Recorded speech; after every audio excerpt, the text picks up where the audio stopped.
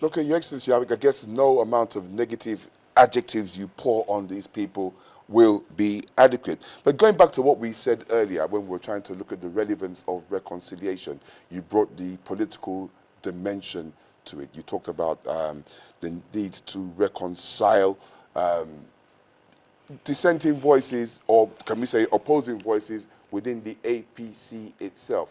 Only yesterday too, you were, I mean, reported as having given an address stressing the need for politics to be brought out of this thing, for everybody to come together to resolve this crisis. Now, how how related, how big a problem is politics in the attempt to resolve this violent crisis? Oh, very big, pretty big. I just set up a panel of inquiry, a judicial panel of inquiry in the troubles we've been experiencing and the killings we've been having in primarily the three local governments of Katsina, Ala, Ukum, and Sankara. And 2 days ago, the panel's findings were brought to me.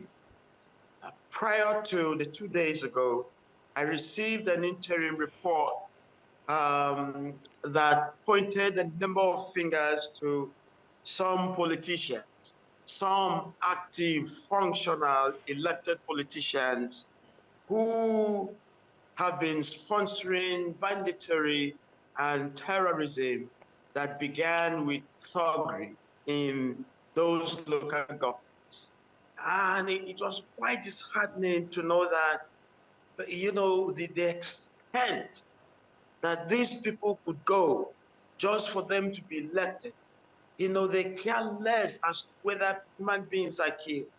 They care less as to who they invite to come into the state to join forces with their bad boys in the bushes, just to ensure that their principal, the sponsors, are victorious when it comes to politics, when it comes to election, and when it comes to having a more louder.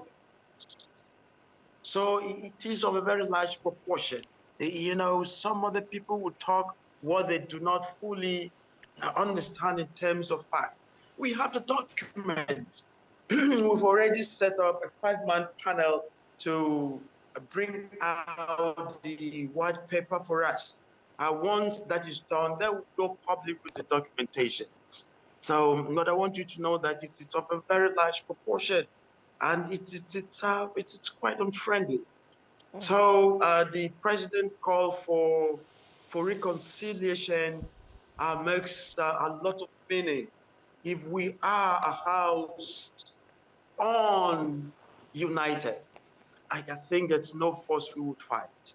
But if we are unified, then we are taking up on attackers, on invaders, even on terrorism with a common sense of aim and purpose. We'll no longer be working at cross purposes. And I believe that that would bring us very positive results. All right. Whilst the people of Benue State and perhaps others also look forward to that reconciliation, there has been call that if this is not nipped in the bud, people may resort to self-defense and begin to defend themselves and their communities. Do you see this as a possible reaction if this lingers? And now, what are your concerns? Let me begin with my concerns, ma'am. One, you need to be trained to understand the dynamics of fighting, of guerrilla warfare, of getting out there to attack. The Constitution permits all of us to defend the self. The question is to what extent? Each time I speak about this, I not only get very passionate about it, but I cautiously guide my citizenry. it is not just advisable for you to say you will pick your knives and your machetes and sticks to get out there to fight. That is not good.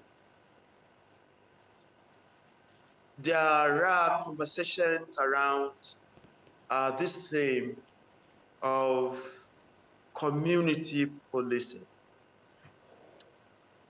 I am one of the governors that accepted this, that projected it, and at any time at all, we call for community policing.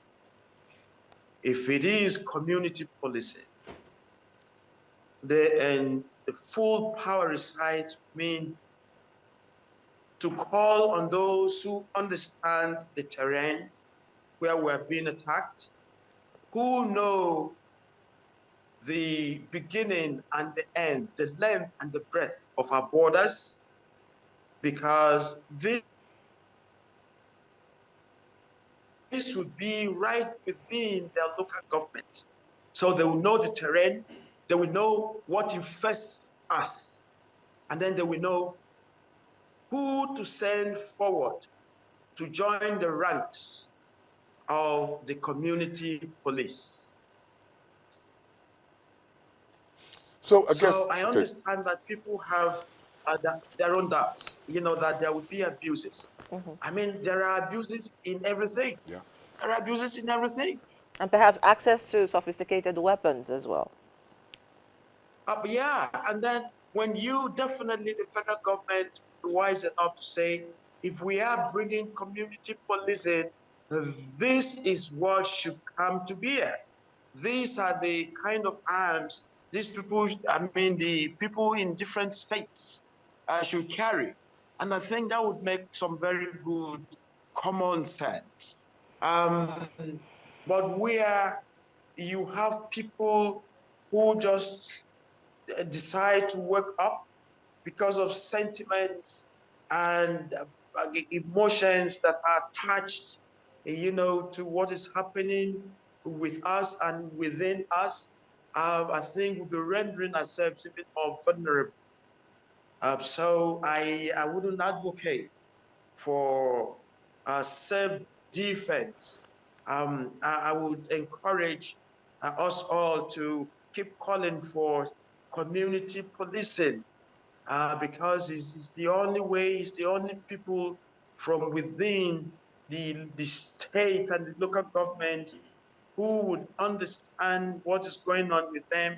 I just come to think of it, before now, here in the States, um, the chief area in particular, we have the traditional tax collectors, we have the third class chiefs, we have the second class chiefs, we have the first class chiefs, we have the paramount rulers. These were people who ruled, who governed the chief spaces, and things worked out, before independence. And I mean, this should never be far-fetched. Thank God we are working with our traditional institution here in the state. And they have been of very tremendous support. The Totiv and the Ochidoma, whose people hear them, listen to them, and cooperate with them. Your Excellency, let me just come in here for the So it's want been of quite time. supporting, but again, their powers are limited. Even in the Constitution, their powers are very limited. So there's only much they can do. So All right, that's where we are. all right. So let me just come in here for the want of time because I hear you and I'm sure that a lot of outpouring of support are for you, especially at this trying time. But when people are dying and are being attacked in their sleep, families are being cut down in their prime, the question first that comes to mind is survival, is protection. And again, I'm going back to the conversation on self-defense. I hear you say, you do not advise it, you do not support it. People should really speak and advocate for state police. But in the immediate, in the short term, when 200 or more people are, more down in their prime, they're asking questions: where were the police, where were the security architecture during the time this is happening? And if they cannot be protected within that time, what would be the resort for them? So I hear you say no to self-defense, but in the immediate, in the short time, what would be the Alternative. counsel, alternative for the people who these are happening to their lives every day? Um, Let me redraw that line of self-defense. I've not denied self-defense, Okay. but I'm not for a self-defense that goes with desperate situations require desperate answers, which would include you are unprepared with arms, you do not understand the dynamic of confrontation, and then you just move out there with your knives, with your machetes, and with the sticks, regular forest sticks. And then you say you are going out there to defend yourself. Terrorists prepare themselves. They have a plan, indeed, a strategic plan, either to take over, to land grab, to make you people, to reduce you as a people, and then end of the day to push you out and then to occupy. So you need to understand where they're coming from and what their thinking is. You need to fully understand what you need to have in place to get out there in the front lines and then to attack them. The Native people had been very and are very obedient to the Constitution and to the law. Unfortunately, what has befallen us, it's come to bring a different thinking and different interpretation to us now. And this is why for the immediate, the federal government, it's come to our doors to ensure that all those killings stop. We must be very strategic, even in thinking, in planning, in execution. I'm not against self-defense. As I'm sitting in here, if someone walks in here, even with the machetes or with the gun coming at me, there are a series of ways that I can try to stop them or can try to hurt them. Murder is separate from killing. Killing morally is acceptable. Murder, like what is befalling us, it's unacceptable. And we must understand that. So you talk of killing in moral terms, it is permissible where it is in self-defense.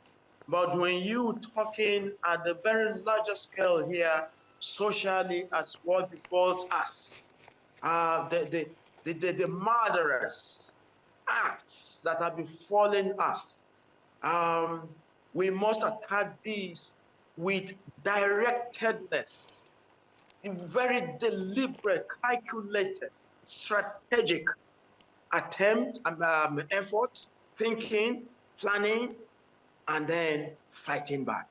Anything short of that will just render such people even more vulnerable. So I'm talking from the springboard of preparedness and that strategic planning before execution. So in as much as desperate time situations call for desperate answers, and it would not be good enough. I encourage people not to keep finding the embers of this fire. Be thinking about the preparedness of people to fight back. This is a given.